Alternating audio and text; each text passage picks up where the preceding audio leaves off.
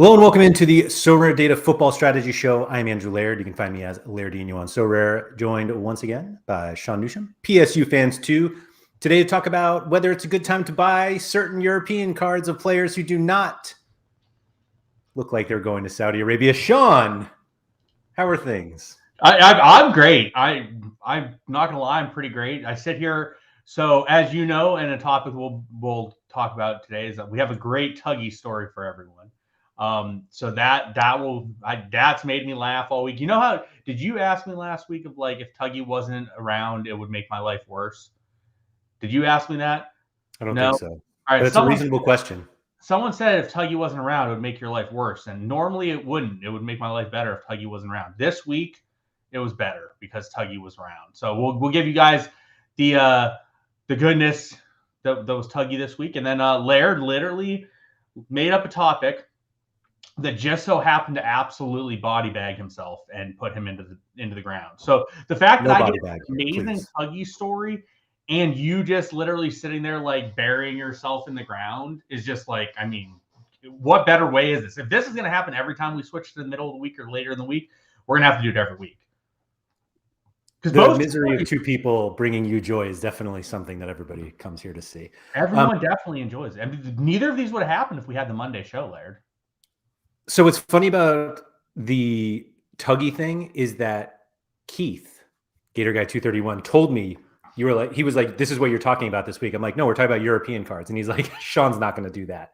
You're definitely talking about this. And you waited like 5 seconds before you brought it up. And also, I don't consider myself body bagged at all. When it comes you literally bagged and tagged yourself. Yes. No, I think people are being very dramatic about the Messi thing. In fact, I might buy another one. No, you won't. I know you won't. I'm thinking about it. Bullshit. At what price are you going to buy another Messi? Because I don't believe you. I got an alert at 0.7, and I almost snap bought it, and then I remembered I have no money. Well, yeah, you having no money would definitely prevent that. I was going to say you should just buy his super that's coming up because you'll get a great discount on it that hit the auction. What do you think that goes for? Less than it would have 2 days ago. Well, I mean, that's not the question. I don't know. It's listed, 2.5. Maybe. I mean, I don't think he's going to play another game this year. That seems reasonable. Yeah, I don't think he's going to play another game for PSG. Thank you to everybody for joining us. Tuggy was in first like 3 hours ago. That says the con to buying European cards is when your poster boy gets suspended for the year and ends up going to the kingdom of blue X's, which I don't even know if the team, like, was there even a specific team that Messi is talking? Like, nobody even knows. Maybe they're not even in the Asian Champions League, and he doesn't even have that. That's what happened when he was drawn. I had a blue check mark with him drawn last year, and he smacked in the Champions League in the few games he played. And then that team was like terrible, I think, in their league last year and didn't get back into the Asian Champions League. Ricardo is sending along his condolences. That was the worst timing ever to buy Messi. Totally disagree. Buying him yesterday would have been worse than buying him when at least I've got 2 game weeks. To be fair, buying him like 4 months ago would have been worse. Sure, you're right. Maybe, absolutely. Depends what you would have generated in 3 or 4 months. Yeah, I can tell you because I bought him. I think I bought him last summer, right? Yeah, you want to guess how much I paid for my Messi that I bought? 6 ETH. 6.5. 6.5 ETH. So like you definitely got a better option than that. But let's see what I've generated. So I have generated more time. It's not fair. Give me. I haven't generated that much actually. I've only generated like 3.5 ETH with it. So it's been a very, very poor decision for me, unfortunately. There are some people here who Levi's and Dimitar have provided some comments that I think we will get to, and so I'll bring those up later. Shout out to the Sorare Burger boys out there. Jordan Firth, hello. I'm just being told not to buy cards anymore, which is another way to slow down the market. Not that I tend to buy a lot. Looking for food. Yeah, you have way more than I do. Misaki. John Nunez, I believe, is the one who actually reached out to me asking for this topic. I didn't come up with this myself. So this is one that I think a lot of people do want to talk about. I mean, lots of people are talking about it. So I feel like it was something that maybe people wanted to hear what we had to say. So we'll see. Johannaton, hello. Scosmo, what's up? Tuggy, I'm trying my best to say data correctly. And so there's that. And so, yeah. So do we want to talk about Messi first off? I wanted to ask you a question about Messi. Mm-hmm. Let's start with that. Okay.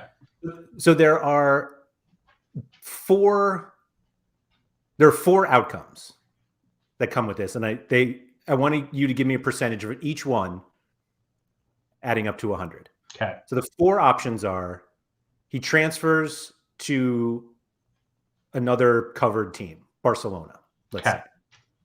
He transfers to some club in Saudi Arabia, and loses all coverage. Okay. He transfers to Saudi Arabia, and we get full league coverage, or he retires. Wow, no MLS is covered, or you're just including MLS in the first one? I would include MLS in the first one. Like, he's still a playable card. So, and we're talking about like day one when it happens, because like I don't think if he goes to the Saudi league, it's covered like immediately. I don't even know what their season is. I don't either, but like there's just I just don't like if he goes to the Saudi league, it's just not going to be like day one boom coverage Saudi league full. Okay. I don't think. All right. So, anyways, I think 1% he retired. I don't think he's retired. There's been no indications that he's retiring. He wants to play with Argentina. Yep. I think he even wanted to play like up to the next World Cup, possibly. So, like, I thought that's what I heard as well. Yeah. Yeah. So, like, I want less than 1%. I just don't think he's retired. I think there is a 4% chance that he transfers to the Saudi league and the Saudi league is covered immediately. Okay. I think a 25% chance that he goes to the Saudi league and it's not covered right away. Could eventually get covered. And then 70% he goes to somewhere else. Okay. That is covered. Like, I think if you gave me like range of outcomes, I would imagine like Barcelona's probably one, then Saudi Arabia, then MLS, and those are like your three options realistically. Would kind of be what my thoughts are, because like I don't really think he's going to go to some random club. Like, he's not going to go to like Newcastle, right? Like, I don't think he's not going to do something like that. So it's literally like Barcelona or Man City. That's it. That's probably it. Like, for Champ Europe, that's probably it, right? Like, there's really nowhere else he's going to go. So like you have like Man City or Barca, or he goes to like MLS/America, because someone just said he wants to finish his career at Newell's. So if he wanted to do that, like, we'll just include that in. But I don't think he's there yet. I think what might happen is like leading up to the next World Cup, he might do that because you can go play another 1 or 2 years and then finish when you'll be going through qualifying, where like you have to transfer there or travel there all the time anyways. So it would make it easier for him. And then obviously Saudi Arabia. So like I think I would give like 70% he goes to a covered somewhere, 25% Saudi not covered, 25% Saudi not covered, 4% Saudi covered, less than 1% he retires. So my only thought in terms of like getting Saudi coverage. So somebody said in chat, Tuggy said they play like the regular fall, spring schedule, like through the winter schedule, which makes sense because it's in the desert. They're not going to play in the summer, their summer. If like my thought is if he announces like July 1 that he's going to Saudi, or he announces now that they go to Saudi Arabia, that he's going, they have until August to like get coverage. Like, it's not like they need coverage the day after he announces. Okay. So counterpoint to that question, I do agree with that statement, but do they care that much? Who's they? Sorare. I think if you have arguably the two greatest players of all time still playing, and you have a worldwide fantasy football game that doesn't include them, I think they have to care. Okay, so so it takes them so long to get stuff done. It seems like it takes so long to get stuff done. Like, adding leagues is really easy. You're saying, are you being sarcastic or not sarcastic here? I meant like adding Opta coverage is easy. Oh, so you think they're just going to add Opta coverage and not? I don't give a shit about the other Saudi players, man. Come on. That's yeah. Okay, that's fair. I'm sorry. I'm sorry. I didn't. That's what I thought I was going. Like, okay. I don't care about that. I don't need Saudi cards. I want Opta coverage of the Saudi league. And for those that are in chat wondering, the Saudi league, I believe, is covered. Like they do have enough Opta coverage that it can be covered. So Charlie's saying if they didn't get coverage for Ronaldo, why do it for Messi? I'm not even going to respond to that. Because Messi, well, we'll remove the part where Messi is the best, and the other one is currently suspended by PSG. Yeah, we'll just like ignore the part where Messi's the best player in the world and Ronaldo's like not that guy. And that also says Ronaldo wants to leave, which is also true. Yeah, which is also true. But Messi is an ambassador. Yeah, I literally didn't even read ZM Star, but he's an ambassador of Sorare, so it definitely makes more sense they want to be covered with that situation. So I think there's a pretty realistic chance, I guess, from that perspective, that it would get covered pretty quickly. Like if he said tomorrow he's going to be in the Saudi league by day one next year, yeah, it's probably reasonable. So maybe I'd switch around some numbers a bit. I don't know. Going to the Saudi league makes sense to me. Like I don't care who you are. If you're offering to pay someone $400 million, whereas like they cannot get near that anywhere else, they're going to consider it, right? Like it's just human nature. Like you're going to consider it. For sure. But also it's like, I don't think it's not like he's choosing between 400 million and 400,000. No, he's choosing between like 400 million and like 100 million or something like that. Yeah. Right. But like, again, it's hard to ignore. But they definitely could get it covered because they do have coverage. There is good enough coverage, I believe, in that league from Opta that it would just take them paying the money that they'd have to pay, which. Yeah. So Johanneton says it can be like China. And like, if Messi went to Saudi Arabia and Sorare was like, and this isn't going to happen because it's no reason to make it for this to happen. But they were like, would you guys rather have the Saudi league or the Chinese Super League? There's like 12 people who are choosing the Chinese Super League. I don't even know if there's that many people. I don't even know if there's that many people. Yep. Okay. So it's Neppenhaver and whoever else has a Romelu rare card. Yeah, pretty much. But yeah, so to your point, yes, I think that is valid. That could happen. Okay. So does that change your percentages though? I said I would change around the percentages of like covered and not covered between that. So like the 29% I divvied there would be like changed around a bit. So I think it's like 30 to 40%. It's like 25 to 35% he goes to Saudi Arabia, in my opinion, right now. We're all guessing. That seems high to me. What's his rare card worth if Saudi Arabia is fully covered? I don't know because the market's so different than where it was. So it'd be like Asia. He'd be like, I don't know. It's hard to tell. Probably not much different than what he is right now. I mean, he's easily the best player in the game, right? He's one of. I mean, who is better than no? Messi? No one's out. No one is outright better. There are people that are like in the ballpark, like Carlos Gil. He's not in the ballpark though. Like realistically, he's not. That's disrespectful to Carlos Gil. But there are people that are at least like in the ballpark. Like if he's in the Saudi league, yeah. Like the issue is he's going to DNP so much in the Saudi league because he's literally not going to give a shit, and he's just going to eat. He's not going to what? He's just not going to give a shit in the Saudi league. I don't. He's not that guy. He's not, but he's not going to play every game in the Saudi league. Like he's just not. Luis Mendez said John Mota is better than Gil. No. That's disrespectful. We can't go there.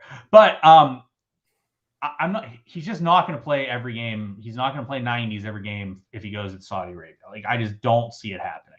Like I'm not saying he's not going to play 90s. I don't see him getting $400 million and them giving him games off. It's going to happen. He's like a national spectacle. Yeah, I mean, fine, but he's going to take some games off. Like he's probably not much lower than he is now. Like I mean, if you look, Tadic. You think he's lower? You think his scores are lower? No. I'm saying his price point. Oh. Like, I mean, how much lower is his price point going to get? I don't know. Like, if it was covered, like, I mean, how much? I just don't really see how it gets much lower than what it would be because he would be that alpha of the player, if not more. I don't really see how his score goes that much higher, though, either, because, like, it's hard to get higher than, like, 80 a game. Yeah, I mean, I'm, like, looking at, like, Romelu's last sale is basically where Messi is now. Maybe a little lower. 0.75 he was a week ago. He's 0.72 floor right now. Yeah, so like he's probably but Romelu's a better age. I mean, I know that it matters. It does. I'm surprised someone actually paid that in Romelu because like no Romelus had gone in forever. Yeah, I don't see how Messi goes that much cheaper if that is covered. I mean, I'm struggling to see why he's not twice the price he is now as the best card on the platform. You're talking about if it's covered? Yeah. Yeah, I mean, I'm not going to argue with that. I don't know about twice. I don't think it's that much because of his age, but I mean, I understand. I think we're talking about the age thing as we're also talking about how he's going to play like a few years in Saudi Arabia. Maybe he goes to Argentina. I was actually talking to Bellama about this yesterday. I was talking to Dream Villain about it actually yesterday. I was talking to him about like it still matters. Like we can talk about age not mattering as much because people don't plan for the age, but like a guy with 12 years of utility left is still more valuable than a guy with not that. So like you're gonna say Messi should be like double the price, but like if Mbappe is like 2.5, I don't think Messi can be like 1.6 when Mbappe puts up similar scores in Champ Europe, which is obviously where you want to be. So like, I just he puts up similar scores now. I'm saying I think Messi's scores go up. Maybe, but like again, how much higher can you really go than like 80 a game? Yeah, I think he's like an 80 to 85 a game. Yeah, so he's like barely different than what he is now. I'm not saying he's not a great card in that scenario. Like obviously he's the best card in the platform. He's going to be productive, but the age does still have an impact. I'm not saying that age doesn't have an impact on every other card. Sure. I just don't think it has as much of an impact on his. That's fair. I believe that. Charlie's saying surely if he wants to go to MLS and then Newell's, he'd only be fit for 1 year in the Middle East. That's fine. I'm cool. Yeah, in my opinion, my viewpoint on Messi is that he plays like through the next World Cup and like that's it. And like that's his last tournament. That's kind of what I'm envisioning for him. So that gives you 3 years, right? And or like however, he could just use that World Cup as like that's the end of him, and then he's like, I will go retire for a year with Newell's or something. Sure. Or he's like, I'll play sporadically for Newell's or go to Miami and be like, I'll play a year in Miami. So like maybe his like retirement is like maybe he'll go another year or two in Europe and then move elsewhere. I'm not sure, but like yeah, I'm not arguing like he's a great card. I just obviously there's some concerns with him. I don't think that if he was at 0.5, you'd buy another one also. I don't think if you were not broke, you would not buy another one. Yeah. Well, yes. Yeah. If anybody wants to buy some of my cards and test this out, please try me. Please try me. Like I think if you were just sitting there with like 3 ETH and he was a half an ETH, I don't think you'd buy a second one. If I was sitting on 3 ETH and he was half an ETH, I'd buy 2 of them. I'd buy 2 more. That. But we'll have to see if that happens. Maybe we'll get lucky and you'll win like All-Star Rare Pro this weekend for like 1.5 ETH, and then we'll be able to test this theory out. I definitely think his next option this weekend because he's gone. What? I can't even prioritize All-Star Rare Pro this weekend because I don't have Messi. Well, that's valid. Should have bought Tadic. I already have one. Well, then you have Tadic. Yeah, we'll see. So all of this obviously brings up the biggest con when it comes to buying European cards now, which is that there's significant transfer risk. We tend not to think of it for players like Messi because usually they are not linked to places that are not covered. But like the one that always sticks out at me and who I almost bought last summer and didn't, and then I just got like a mountain of price alerts on this guy, and he's surely leaving, is Ibrahim Sangare, who like was such a beast. And I remember last summer there was all this talk like maybe he was going to go to Benfica. He ended up staying, which theoretically would have been great. Like had we known he wasn't going to move, his price probably doesn't stay. And yet now his price is tanked because he basically got benched, it seems. Yeah, but it's been weird.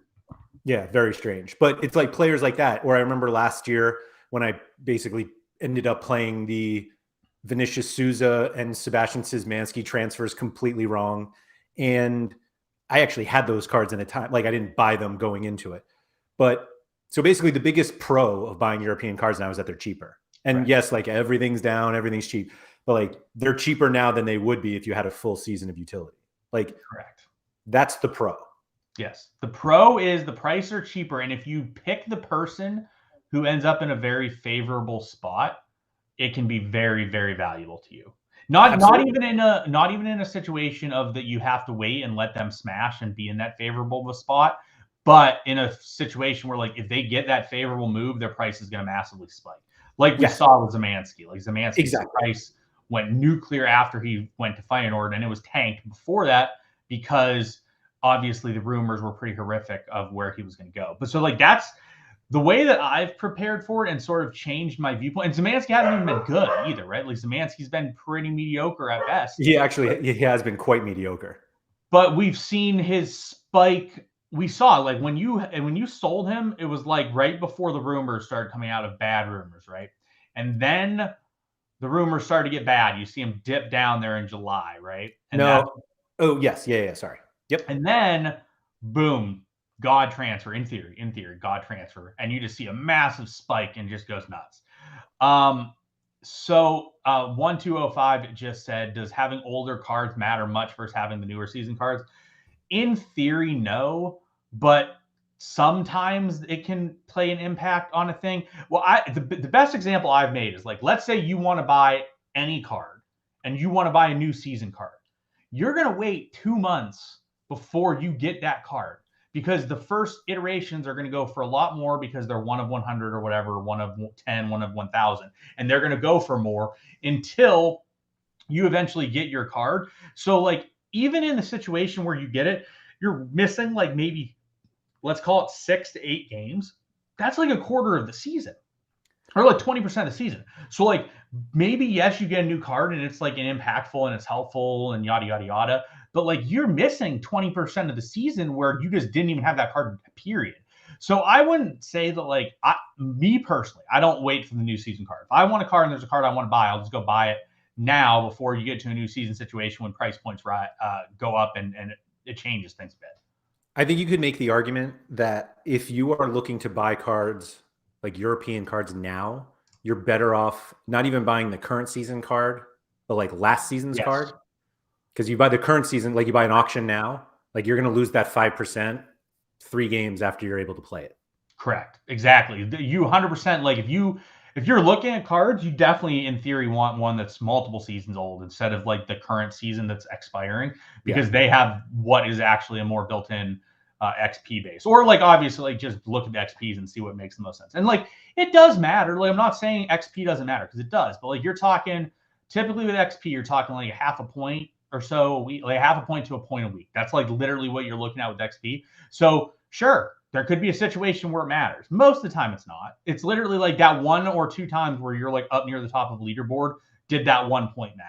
Yeah. If the answer is no, it doesn't really matter. If the answer is yes, then okay, that mattered quite a bit. But yeah, so the way that I sort of approach the European window right now. So like I'm looking to buy cards, but like a lot of the cards I'm just looking to buy are like guys that make sense to me that are probably not going to get a death move, that are maybe U23 players that haven't really played much that I think maybe they could get into a spot where they play more next year. And guys like that, or champion you guys that I don't think can die. Like if you really want a Vinicius Jr., right? Go buy him because Vinnie Jr. is not going to transfer to Burnley tomorrow and be dead. Like it's just not going to happen. So I think that's where I would say to go with European cards. But like you can take a lot of subjective risk on cards too, and it can work. Like last summer, it looked like Kachu was going to leave, right? Yeah. And his price went way down, and he didn't. And I think he's been good, but not as good as he was last year. I don't have one, so I'm not super in. Yeah, so like Kachu's been very good. Arguably, he's one of the best U23 mids he could have had this year.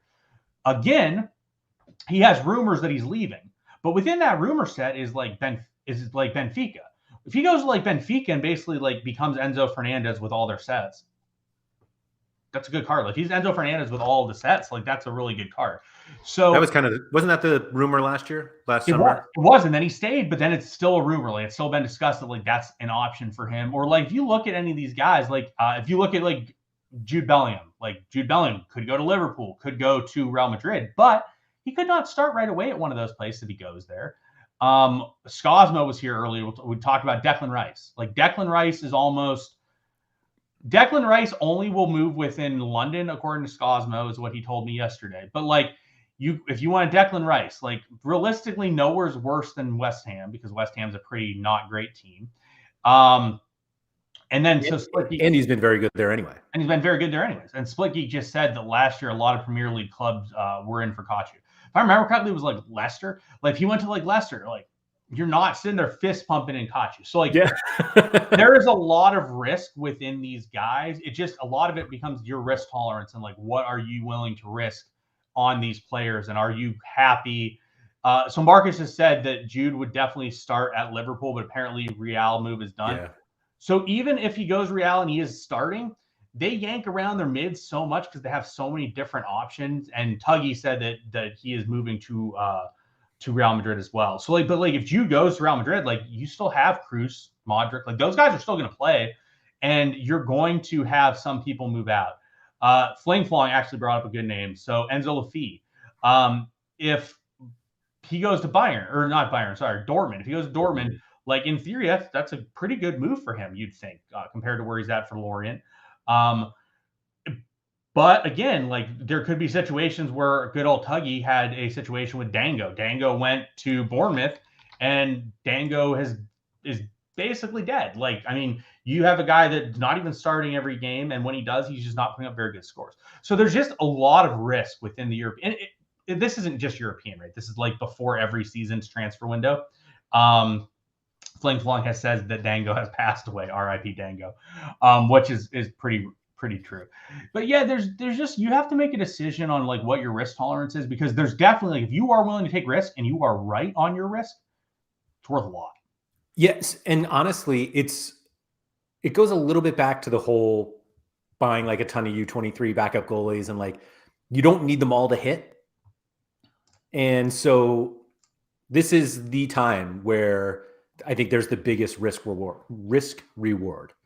And so it's more, and it's not literally even the situations where you know the news, like everybody has like Fab's tweets on alerts and they're like, oh, as soon as he tweets something, like you can go get it. Like if you could kind of sprinkle out with a number of guys and you are willing to play this game, you only need 2 or 3 to hit. And frankly, this was like reminding me of last summer and it looked like Soleil was going to leave and it was at Torino and everybody was telling like Nellis, like, oh, that card is dead now.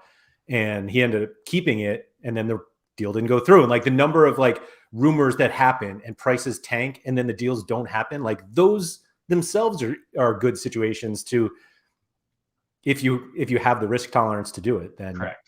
Go nuts. Yeah, Jonathan makes up a good point, and he just talked about Lars Stindl. So Stindl's moving back to the Bundesliga 2. Stindl, in theory, should be really good in the Bundesliga 2, and he has absolutely no risk. Like, you know where he's going. You know he's going to be solid. I think Skosma, did you buy his unique? He has it. Yes. So, like, that's a good card. Like, in theory, that card should be really, really good and promising for at least a year. And we've talked about it before. Like, yes, you play the long game. Like, you have to play the long game in Sorare. It's a fail. But you also have to play the short game. And the short game is weeks or months, or like also like the year. The way I try to look at players is like I want to get them for a year, and then after the year, I can't really control what happens to them. I just can control like if I buy someone, I'm pretty confident they'll be there for this year and be productive for this year. And then after that, like I can't really control what's going to happen to them, where they're going to go, what's going to go down with them. But like a good example, so like I'll give a good example that I actually have, and I have way too many of this card. I don't even intend to have it. I won 2 of them though, and now I bought a super. But Nico Mantle. So I need U23 goalies. I don't have U23 super rare goalies. My U23 super rare goaltenders in Europe next season, Laird, that I looked at that it looked like they're starters. You want to guess who's in that group? Vandevort? No, super rares. Oh, super rares. Yeah, U23 super rare goalies that I have. Yeah, I have no idea who you have. Yeah, it's Nico Mantle. Oh. And I literally bought him yesterday. Like I don't have one. I literally did not have one. So like my thought process with Mantle is that he's been pretty good for Augsburg. They're going to possibly get relegated. They might not, but they might possibly get relegated. They have to win this week, isn't he? What? I thought he was on loan. Yeah, so it doesn't matter. It doesn't necessarily matter. But like it's one of those things, right, where I think like if they stay up, Nico Mantle is going to have to probably play pretty well for them to stay up. They have to win this weekend against Horsens. If they win against Horsens, then they have a realistic shot. If they don't win, they're probably going down. But my viewpoint on Mantle is like he probably goes somewhere and starts. I don't really give a shit where that is, as long as it's a covered league, which in theory, I would hope he goes somewhere that is a cover. He could go to Bundesliga too. Like he's German. He's at Salzburg. Like he could easily go to a Bundesliga 2 team and start. If he does, great. I don't give a shit. So like my viewpoint is like if you have guys that you're pretty confident, like they go and get a loan out and start, it's great. Oh, who is the guy we've talked about before? Tish Jansen, right? We've talked about Tish Jansen. So like I think he is at whatever the hell team he's at. And they are getting promoted, I think. Oh, are they? Maybe not. I have no idea. But like the idea is like he gets a loan out, he's gonna play, or he gets sold out, he's gonna play. Another one I just got an offer for him the other day, and I forget who it is, but it's someone that took a loan from either the Dutch or the Belgian league into Bo Royce. A good example. It wasn't Bo Royce, it was another one too. But like Bo Royce transferred to Beveren, and they're likely getting promoted. It is realistic that he is the goaltender there. And I'm not saying he's going to be good because he's likely not going to be good. But doesn't matter. I just need guys to play. Like, because realistically, when you look at like U23 starting goaltenders, you're like, give me someone that plays that I don't have to worry about. And that's like the extent of your risk, right? And then outside of that, you're like, all right, well, I hope they're on a good team. But if you want to path, by the way, that Mantle starts for Salzburg. There's a path that Mantle starts for Salzburg, which is one of the theoretical best spots a goaltender could start at. It's really not. We think it is. It's not. It's not. But they concede every game. Which is so annoying. I would take it over a lot of other options, wouldn't you? I mean, you would take it. Yes, I'm just saying. Sign me the fuck up for a U23 goaltender that averaged 57 a game. Yeah, that was actually much better than I thought he was. I take it back. Sign me up every day of the week. But there's just options for guys to go and start, and if you can get something like that, so like I'll give more examples. I'll talk about Alkmaar because they're a team that I obviously follow pretty closely. So Jesper Karlsson likely is gone, and Pavlidis is likely gone, and Johnny Reinders is probably gone, maybe not, but probably gone. DeWitt possibly gone. Like there's going to be guys that are gone. So like for example, this picture right here is a great example. And I'm not saying go buy these guys because they might be totally irrelevant, but Van Brederode and Lotto, like they're like 18, 19-year-old forwards. In theory, if Karlsson leaves and they don't bring anyone in, which again, they might definitely bring someone in, they're going to possibly have a shot to play. And like, if they have a shot to play, I'm not saying they're going to be the best, but like, hey, if you give me a 55 average U23 forward with midweek utility, again, sign me up. Like I don't need anything super duper fantastic. Like a great example of someone that I think is a really good buy that would make sense, Mijnans. He's not leaving Alkmaar. There's a chance that he takes over all sets at Alkmaar. He just got there, right? He has taken a good majority of them recently. He's like not locked in. They have some rotational pieces. Like you see, like his price. What's his price? I didn't even see the price before you scroll down here. Sorry.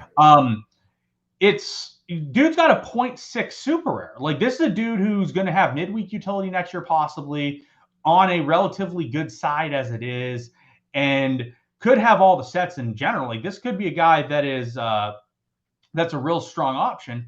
And Didi Sorare, like Laird just pointed out, he bought up Super of Lotto 6 months ago. And how much did you pay for that, Didi? Because I'm going to guess you paid like 0.1 or 0.2. And like all of a sudden, Lotto becomes a reasonable, respectable play. Didi Sorare played 0.224. And there was a Lotto after him that went for 0.096. Well, all of a sudden, Lotto's the starting right winger next year, and Lotto's a respectable piece. That could be a piece that's valuable to them. Like, so you definitely have to think about like that. So like Dream Villain and I were talking about Brian Brobby yesterday, and I have a different opinion of him because I just think Brobby sucks because Brobby sucks. But he makes a good point. He's like, look, if they end up starting him at striker next year and he's just the guy at striker, he's going to get 20 plus goals because he just is because he's just there. Yeah, they're better than everyone else. So I totally think that something like that makes sense as well. So like there's subjective buys that you can make that are like realistically favorable that don't have tons of downside compared to where they are. Because like he bought the Brobby super rare the other day for 0.7. Like how low is 21-year-old Brian Brobby going to really go below 0.7? Like not that much. So anyways, it's just a couple examples of people that you can buy cards and you can buy speculative buys. And then there's also like, for example, like Hans Vonneken last year was elite. Then there was rumors he was going to West Ham and his card died. And he didn't leave and go to West Ham and his card rose again. And he's been solid. He hasn't been the best. He hasn't been as good because he's missed some penalties this year. But like, yeah, you see like in June, he was a GOAT because he was a GOAT. Then boom, West Ham rumor, 0.4. And then he didn't go to West Ham, and then all of a sudden rose back up, and then obviously it's tailed off as we've gone. But there's just guys you can look at, and you can look at situations like, Laird, I'm a big Gank homer, and I love following Gank. Like, I have a pretty good idea of like what's going to happen with Gank and like who could be the replacements at Gank and who like could fill in certain situations at Gank. And it's situations like that. You can find guys that make sense from a buying perspective that aren't U23 guys as well. Like you can buy goalies and players that maybe make sense in certain situations that are going to be productive or could be productive in the future year. Or you can buy guys that are like disgruntled on teams that you like, this guy's definitely leaving. It's just a matter of where it goes. And you just take the risk of that he goes to somewhere profitable. Yeah. I think you made the good point that this is not something that's just for U23s. Like the speculation game hits everybody. Maybe the upside's a little higher with U23s. Not always, but and if you mess up and you don't get it, you're like, oh, he's young. I got him for years. It's fine. Like there's always a way out of that. So Tuggy bought recently. We'll go into Tuggy and I can give my Tuggy story as well. So Tuggy traded for, I believe, an Etienne Vasson card. Yeah, he took a trade for Etienne Vasson card. We're not going to make fun of Tuggy for trading in this situation. But like he believes, and I'm not saying this is true because I don't really think it makes any sense, but he said that he thinks Etienne Vasson transfers to FC20 to replace Lars Understall. If he does that, that is a very favorable move for Vasson, would make him a really reasonable goalie. I don't necessarily think that's going to happen because I kind of think Vasson sucks. And where did Big Lars go? And I haven't heard anything on Big Lars, but maybe there is stuff out there. I don't sit there and type Lars into my Twitter every day of the week. So like Lars transfer. Yeah, like I have no idea where Lars is going in this situation. But hey, maybe Lars leaves, and if Lars leaves and Vasson comes in, you're happy with that. So like, there's definitely people like that you can buy speculative pieces that are maybe bench fodder right now that could get moves and become a pretty solid player as well. Where do you fall on this guy's going to be really good because his team is getting relegated idea? Obviously, it doesn't apply in like the Eredivisie, but like, guys who are getting relegated from the Bundesliga or Ligue 1, or is it just like, is that not worth it? Yeah. So for me, I just don't care enough because I just don't think a lot of the guys that like get brought down are going to be super relevant.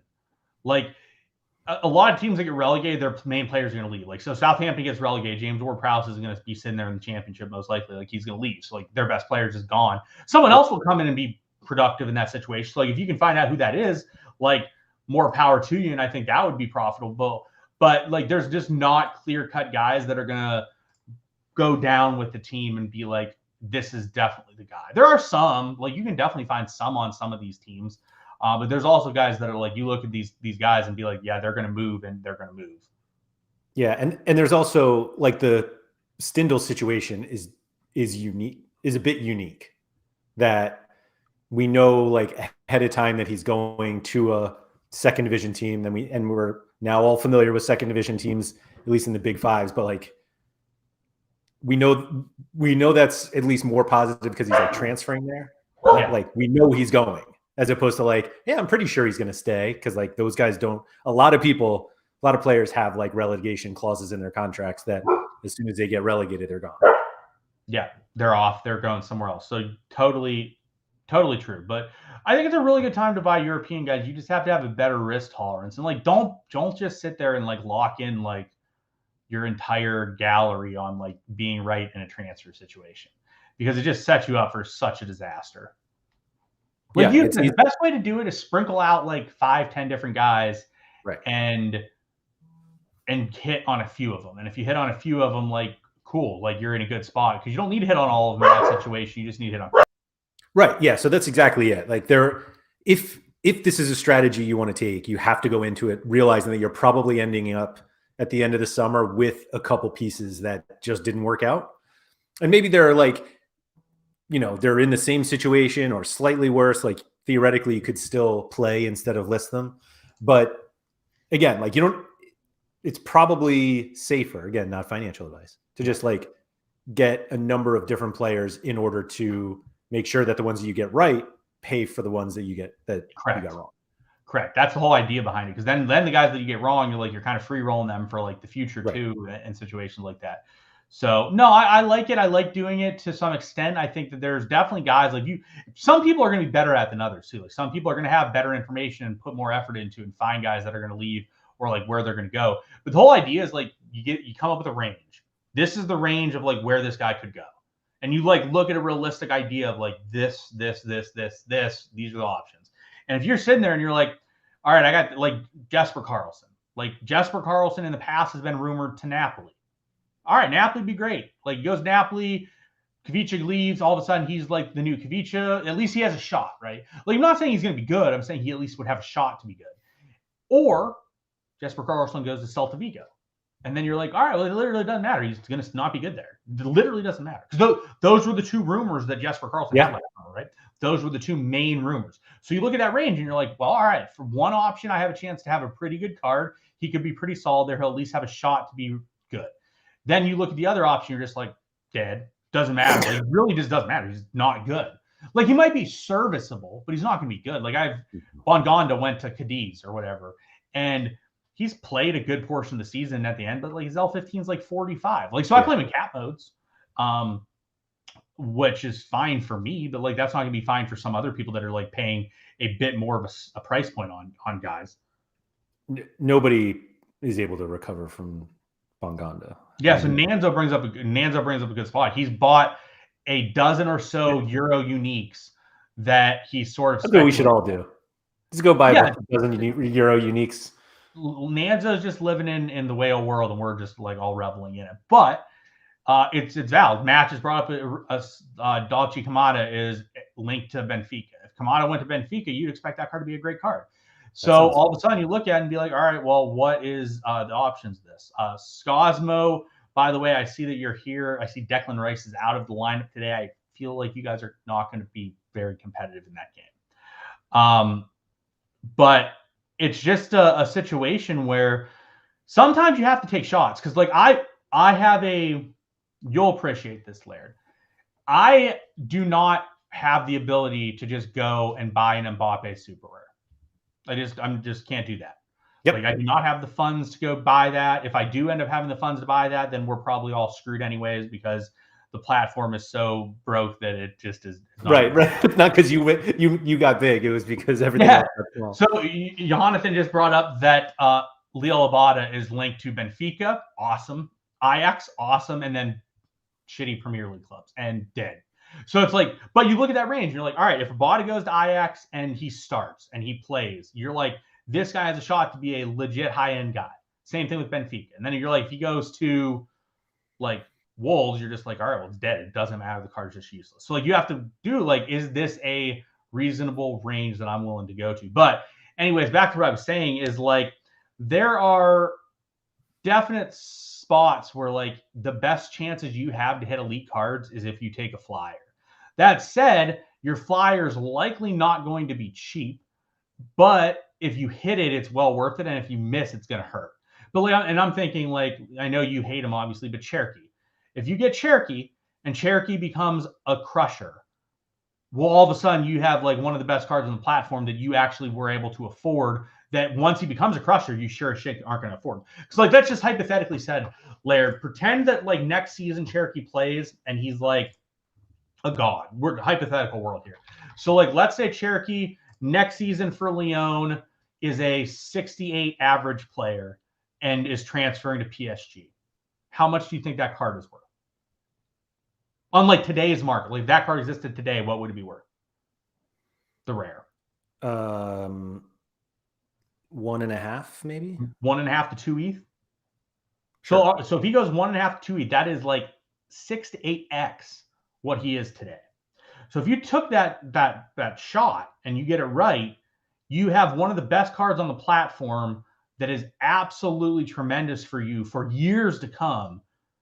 And if you get it wrong, you spent 0.275, that's going to hurt, right? Like you're not spending like 0.02 on a flyer. Like you have to spend a little bit on a flyer and have it hit. Same thing with like Arda Gurler.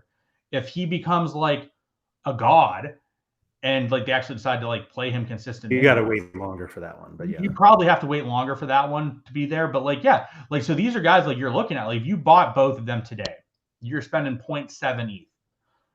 That's likely going to hurt most people if they get it wrong. But if you get it right, that's literally a card you just never would have been able to afford ever. That you now have and can do whatever you want with it. So there's a long time to wait though. It is. There's definite pros and cons on the situation. So I'm looking here. Mbappe Rare sold yesterday for 2.779. Yeah. Floor price right now is 3.2.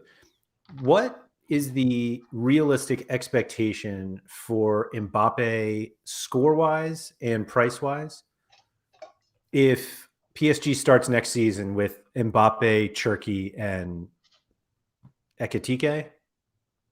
I don't think if Messi leaves and Neymar's like, oh yeah, I'm out of here too. If he takes over stats, he's a better player than he is now anyways. Mbappe?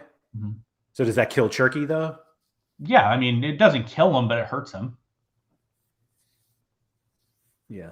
Okay. So Arvin just asked thoughts on Conceição starting regularly for Ajax next season. I don't see it. I did buy him. Charlie said Ekitike is leaving. To be fair on Ekitike, he had his shot.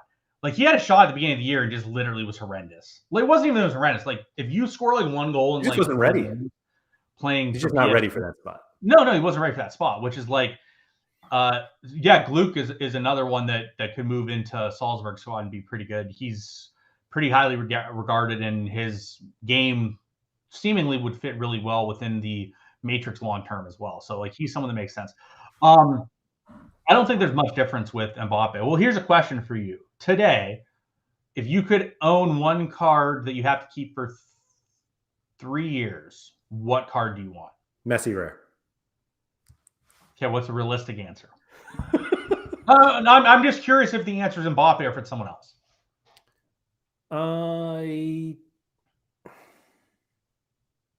It's probably Mbappe, I guess. All right, well, here's another question. So Mbappe ages out in, let's say this season's over and he's aged out. So he's no longer. Yeah, I wasn't even really thinking of that. Like, for like me personally, somebody who doesn't like focus on U23, doesn't matter. That doesn't matter. All right, so here's my question for you though. He's aged out. Let's just pretend he's aged out and it's no longer there. Is he the most expensive card on the platform, and should he be the most expensive card on the platform? I think he is, and he should be. Yes. Okay, that's I think he probably is, and he should be. And that's my thoughts on it, because he's got the longest career trajectory with already being an elite scorer that really has no cause of death. Realistically, Vinicius is the only one that you would consider otherwise, right? He's just not on the level, right? Like Vinny's just not on the Mbappe level. Yeah, I mean, score-wise, they're pretty similar. They're not. I mean, they are, but they're not. Vinny's L15 is like 5 points higher, and his L40 is 2 points lower. It's not even just that, though. It's if you look at it. So here's a question. Don't look at this. So in 150 games, how many times has Vinny Jr. cracked 90 in 150 games? These are starts and subs. 10. 5. How many times is Mbappe? I know this because I looked this up yesterday. Because I assume it's more. Huh? I assume it's more. Yeah, how many? 20? 30. So Mbappe hits 90 plus 30 out of like 147 times was the answer. And Vinny hits it 5 out of 150. It's a big gap, especially when you really need to hit high-end scores to produce the super high-end results. But I was talking with Dreamville, and it's a good discussion. Like, there's a lot of cards leaving the U23 ranks next year, a lot. And Haaland is a lot more valid next year than he as a top end option, because if you look at the U23 forwards that we are going to have, it's not great. It's like Vinnie and Holland, and then like I know other people are going to come through, right? Like there's going to be new guys that we just don't know about as of now. But like in terms of like what you know about, and we saw this last year. Do you remember last summer when everyone was looking at the midfielders and it was like, all right, it's Veerman and then no, it's Veerman. That's it. And to be fair, Veerman has sucked. He's been pretty shit. But you know what else is funny? Veerman has been the number one midfielder. I'm pretty sure Veerman's been the number one U23 midfielder. I think Reinders is ahead of him, actually. Yeah, but Reinders really fell off. And you know I'm like a massive Reinders homer. I mean, he's been good lately. Yeah, that's because Carlson's been out. Like he was good when Carlson was out, and then he was good when Carlson was back. So like, all right, so like realistically, next season is it Jude? I mean, we really have no idea. No, because Jude could leave. Tuggy asked, "Is Noah Lang leaving?" Yeah, I can't see Lang staying. I can't really see Lang being relevant anywhere else either because I don't think he has to be on like a super high end team to be good, and I just don't see a super high end team wanting him or wanting to put up with him and playing him enough to make it work. Yeah, correct. So like I don't see it working. But yeah, so like if I look at mid U23 mids, first is Almada, but Almada's missed a lot of games. And Almada has he's not played a full allotment in that L40. Then it's Reinders, but Reinders has really fallen off when Carlson plays. And then it's Joey Veerman. But when we theoretically, it's more likely that Reinders stays than Carlson stays. No. Yeah, but I'm just talking about from a U23 perspective. Because all these guys age out. Veerman Almada doesn't age out, but Reinders ages out, Veerman ages out. But I'm just talking about last summer we talked about there was one guy that stood alone as the midfielders, and that guy has been one of the top 3 midfielders. Next year for U23 forwards, it's going to be going into the summer. We're going to be sitting there in the summer and be it is Vinnie and Holland and no one else. It makes sense. Everyone else is significantly below that grab. Maybe. You're saying for this year, yes. I'm saying going into next year. When we hit the summer and we're looking at all the guys that didn't age out and we're looking for European U23 forwards, we're going to be sitting there and be the only 2 that definitely are going to be really, really good are Vinnie and Holland. And everyone else is not going to be definitively good. Yeah. I mean, I think that's what we have to say now for sure. Yeah, but we're going to go into that mode into the summer. That, we're going to have a similar discussion, I think, going into this summer, that we had last summer, except for so many mids age out, so many forwards age out. There's just a major, major transformation. I didn't know Jeremy was that good right now. I didn't even know that he was playing at Copenhagen. I had no idea he was playing there. No clue. But yeah, that's. But hey, great! We just found something out that's interesting. What's his price point, Laird?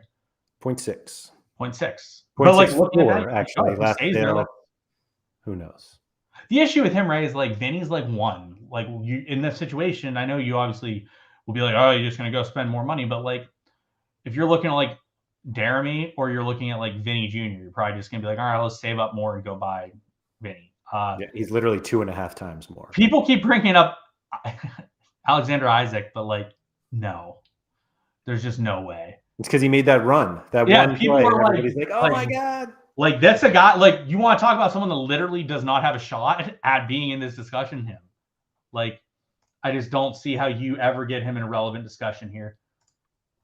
But Sean, he scored that 93 once. Yeah, dude's cracked 20 AA one time in his career. Yeah, it's just so he is literally the card that people buy that then sit there all season and bitch that I'm not winning rewards in U23 because of. That's literally what this card is, right? They overpay for him, and then he's what he is all year, and that's a 52 average player. And people I have Isaac, and he's a god, but he's not. I don't think he's going to play on the left, Charlie. He's just not a long. I don't know. He's just not the guy. Maybe he'll prove me wrong. I doubt it, but maybe. Yeah, I don't think he's that guy. No, I don't think he's that guy. I don't think he's even close to that guy. I think this is a guy that you're going to look at next year, and he's going to be Oh, he loses. Here's a Carlo Holst question. I think Rosenberg's just dead. They like have been terrible. He's aging out anyway, though. He is, but he didn't play, but he was on the squad, and they've not been good, as you see. Like, they have not been good since the season restarted. Yeah. Haber said that Isaac's going to be a top 5 U23 forward this season coming up. Okay. I would happily bet you a jersey on that, Haber. Can we bet a jersey on that? Can we bet a jersey on it of our choosing? Do you know who else I think is one of these guys that everyone's like, he's going to be really good, never wins? Adeyemi. Oh, yeah, for sure. For sure. Nice. All right, so Haber and I have just bet a jersey. Haber needs Isaac to be a top 5 U23 forward next season. I need him not to be a top 5 U23 forward next season. And loser has to buy the winner a shirt of their choice, a kit of their choice. And if anyone didn't notice, I have a nice new Ajax Kenny Taylor shirt today. I also bought a Kimmich and a Urian Timber one. Tried to buy some other ones, but we'll just say that some companies are fattest and don't have proper sizing for large individuals like myself. How do we feel about Jeremy Doku? Oh, also Haber. So like Haber, in terms of Isaac, like you have to play like a certain amount of games. We can just be realistic with that if you want, but like you can't just play like one game and then not play the whole season and have like a L15 of like 80 or vice versa. Like you can't like play like, yeah, he's got to play some games. I love this line from Fling Flong. If Doku is injury free, he will be number 1. I could at least buy that, right? Like if you sit there and you give me an option of who will be number 1 and you give me Doku or you give me Isaac, I'm taking Doku 100% of the time because there's just literal zero chance on Isaac, whereas there is a pretty realistic shot in Doku. Do you think there's a more realistic chance that Isaac is within the top 5 or that Doku can play like 12 games in a row? Yeah, well, that one's definitely more Isaac, but that's just because Doku just no chance. All right, so we get into, since we've made all the fans wait, can we give the Tuggy story for the week? Sure. Okay, Tuggy time for everyone. Everyone's favorite hashtag Tuggy time. So hold on, I just want to point out this comment from Tuggy because this would be amazing that if Julian Alvarez could be there if he replaces Mahrez. To be completely clear, I would actually pick that over Isaac as well because again has a shot, whereas Isaac doesn't. So for everyone that is not familiar with Tuggy, I don't know who isn't familiar with Tuggy anymore because we talk about Tuggy frequently because he brings us great humor typically. So we're gonna set this stage for everyone, and we're gonna have a conversation with what went down this week. So for those unfamiliar, Tuggy loves to buy and trade cards. Like the dude just buys cards all the time. Actually, Adam Bishop just brings up, he said Rodrigo next season should have a bigger role. That's a good shout. That's a good one. I like that. That's actually a pretty good shout. If Rodrigo plays like the whole season on like the right side for Real Madrid and he plays like really consistent minutes and stuff, he definitely could end up in that discussion. Marcus says that Tell could be up there and replaces Sane.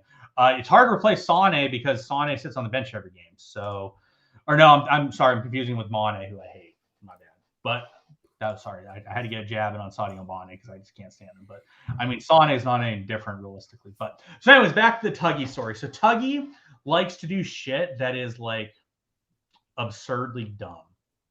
I know everyone's gonna be surprised about that because it's a very surprising bit of info that I'm giving everyone. But so, anyways, Tuggy literally has 100% track record of buying a card when there's a midweek and he doesn't have someone. Literally, it doesn't matter what's going to happen. Tuggy buys the card fails, or someone gets rotated out of his lineup because he doesn't have 5 starters every single time, like without fail. Then he ends up selling the guy at a loss, and it's literally rinse repeat anyways. So this past weekend, going into this midweek, Tuggy was adamant Like I'm talking like on rooftops yelling, I am Tuggy. I'm not buying a card for this midweek. Like literally was so Gator Guy, Tuggy, and myself have a 3-man chat together. And Tuggy was in there. He's like, I'm just not buying a card. And we're like, yep. He's like, no, I'm literally like just not buying a card. I'm just not gonna buy a card. I'm gonna run Cecina for the midweek. I'm like, Cecina's not gonna play. He's like, no, I got faith Cecina's gonna play. And I'm just sitting there like, this isn't gonna happen. So Tuggy struggles, Laird, to grasp what I make fun of him for. He thinks I make fun of him for like this thing, and I make fun. So he thought, Laird, before I get into the story for everyone else, so that you know where we're at, Tuggy thought I was making fun of him for buying the card that he bought, which had nothing to do with what I was making fun of him for. So Tuggy literally screamed to Gator Guy and I for 4 days that he's not going to buy a card. Gator Guy and I are in a private chat ourselves, just laughing every time that Tuggy says this, because it was literally like Tuggy's like, yeah, I'm not buying a card. It just doesn't matter no matter what. I'm not buying a card. And I messaged Gator Guy. I'm like, LOL, there's 0% chance Tuggy doesn't Tuggy and buy a card here. I'm like, and the funny part is of all times for Tuggy to buy a card, this time made more sense than literally every other time by a significant margin. So I'm gonna cut in for a quick second. You can come in because you play a part in this as well. I was gonna say I play a part in this, and so yes. And also, this card should have been in his gallery. Like this is probably a card he should have. It makes a lot of sense. So I literally am sitting there laughing to Gator Guy for 4 days, saying there's absolutely no shot Tuggy does not buy a card. I'm like, and if he doesn't buy a card, it's going to be hilarious because of all the times he has bought a card, they were worse than this time. And of all the players they bought, they made less sense than this guy. So I held strong for 4 days, just literally every time. And Tuggy had to say this 5 times, 10 times he wasn't buying a card. Gator Guy can correct me if I'm wrong. I would say it was 5 to 10 times. Tuggy was like, I'm not denying a card. He's like, I'm not buying a card. And every single time, like, there's no chance he doesn't buy a card. He is 100% buying a card. So anyways, Laird, unbeknownst to himself, played a part in the story. So Laird, would you like to take over what started happening from there? So Tuggy came to me and was talking about his lineup and all this stuff and how he was looking to add a forward. And we discussed a certain player that he ended up buying. And I was kind of like, this seems like a card you should already have. And he was like, well, yeah, but I don't have one and I need a forward for this midweek. And I was like, well, let me see your lineup. And he sent me the 4 other guys he was going to have. And I was like, yeah, you should absolutely have a card in here. And so I was like, not only are you like completing a lineup, but you're completing a lineup with a card that makes sense beyond this game week. So I was like, yes, of course you should buy a card. And he's like, okay, I'm going to buy a card. And then I get you and Keith DMing me separately, like Tuggy has been saying for 4 days that he refuses to buy a card. And within like 1 second, I was like, you should buy a card. He's like, okay, I'll buy a card. Yeah. So literally for 4 days, Tuggy was adamant. He's like, I will not buy a card. I'm not buying a forward. I'm going to play Cecina. I even told him that Cecina is likely not going to play. I'm like, yeah. He is likely not going to play. So I do not understand why you're playing Cecina. Like, if you want someone, you have to buy a card. But Tuggy was like, you guys egged me on. I didn't egg Tuggy on one time. All I did was literally in a private chat with Gator Guy. I'm like, there is no shot this guy does not Tuggy when he is Tuggy. I'm like, he is 100% buying this card all day. So anyway, so Tuggy, of course, pops in. Gator Guy like changed the topic of our chat to like, LOL, Tuggy's totally buying a card. And Tuggy literally just comes in. He's like, guys, hey, I bought this forward card. And I just am laughing my ass off because for 4 days, like usually I'll waver, right? Like normally I'll be like, man, I don't know. Maybe he actually won't buy a card. Not with Tuggy, but with like other people. I'll be like, maybe this person will actually like not do what they're saying they won't do. And like, they'll actually hold strong. And I literally held strong for 4 days. And I'm like, there's no way this dude is not buying this card. There's absolutely no shot. I was like adamant this dude was buying this card with no signs he was going to buy this card. Sure enough, Tuggy buys this card. So then I'm laughing my ass off yesterday. Hysterical. I'm literally like, it's the biggest smile I've had in weeks when I saw he bought this card on Monday. I was just dying because it was so funny. The story was just so funny. And I'm just sitting there and Tuggy's just getting pissed off at me. And he's like, dude, it's a good card. It makes a lot of sense with my gallery. And I'm just sitting there. I'm like, that's what I told him. Yeah. Tuggy again. That's not why I'm making fun of you or laughing at this at all. And Tuggy took like 3 days for me to drill it through his head that was not what I was making fun of him for. Because I told Keith separately, so I haven't told Tuggy this individually yet. 100% was a good time to buy that card. 100% was a card to buy. 100% he should have bought that card in this spot. All three of those, he was like making fun of me for like making fun of him. None of that was what I made fun of him for. Like when he bought William Carvalho, I made fun of him for buying William Carvalho for months. That was because he bought William Carvalho, right?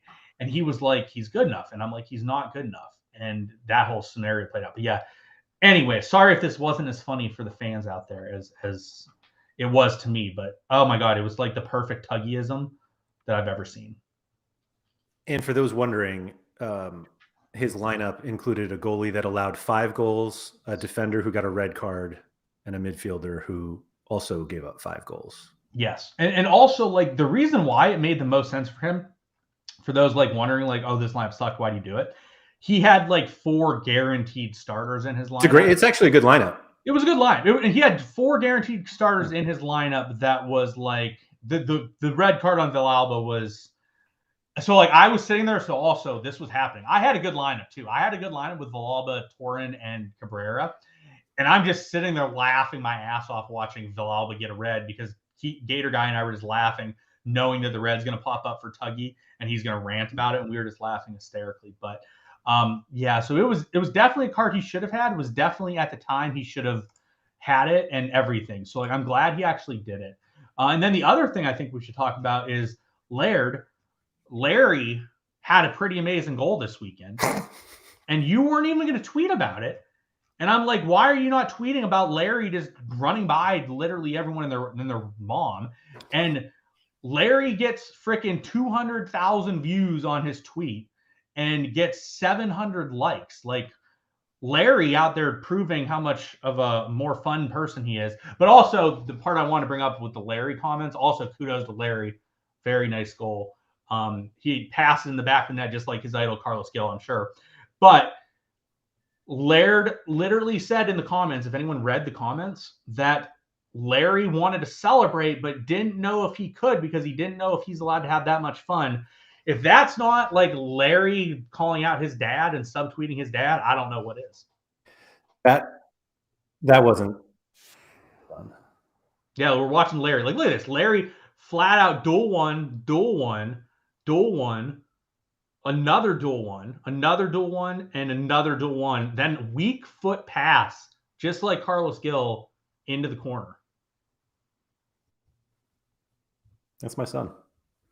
The good place just says, so Tuggy showed his lineup, or Laird showed the lineup, and the good place asked, where's Lanzalotta? And Tuggy said that Lanzalotta sucks. And the good place has a precise comment of, I feel like these are the comments that make Sean make fun of you, which is pretty accurate because Lanzalotta should probably be in that lineup instead of Armani.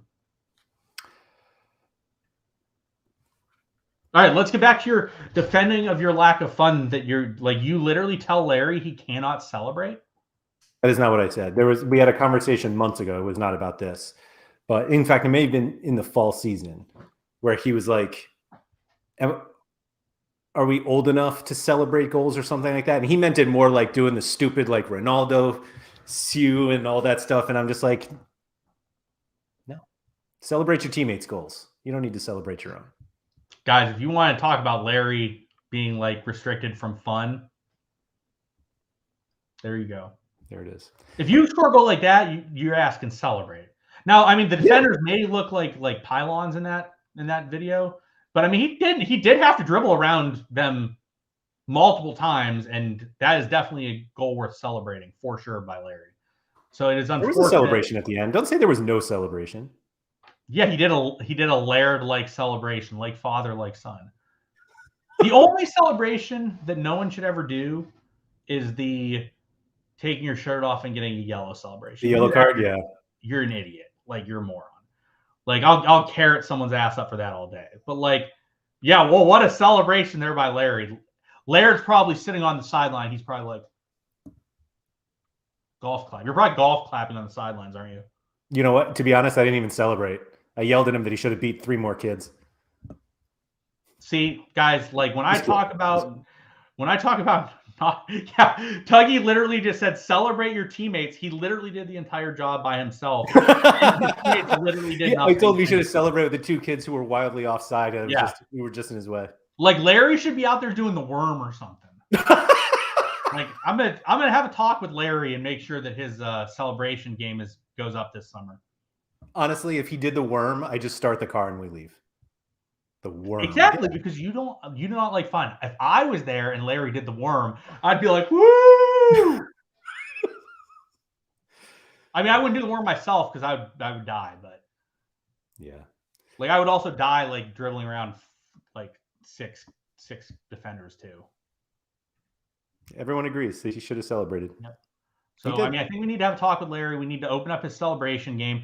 The key is he needs to make a celebration that is his own, right? That's his, yeah. Yeah, that's what you got to do. Like if you're gonna score a goal, you gotta like you're not gonna do it every time. Like if everyone's terrible, you're just gonna be like, all right, cool, I scored a goal. But like you got to have that celebration where like you do a goal like this. It's like your signature celebration. He's got to work on that. All right, I'll tell him to work on it. Yep. As this plays in the background, sorry to those listening. We're just watching the video of my son scoring a goal over and over again. Thank you everybody for joining us. Can he like watch Carlos Gil when he scores and do his celebration? I guess that seems like a win to me. What is his celebration? I don't even know what it is. But yeah, exactly. It's probably just one of these, and he can't believe how bad his teammates are. Thank you to everybody for joining us. If you guys could please hit the like button on the video, always appreciate it. Subscribe to the SorareData channel if you have not already done so. This is the last SorareData video of the week, and there are going to be none next week. I have suspended Laird for those wondering. Right. I'm going to spend a week and a half celebrating this goal, and so we're not going to do any content. But we will be back after. And so, yeah, if you haven't seen all of our videos, starting today and all of next week, great time to catch up on them all. Just go check those out, or at least go and like them anyway. But anyway, thank you everyone for joining us, and we'll see you in like 2 weeks.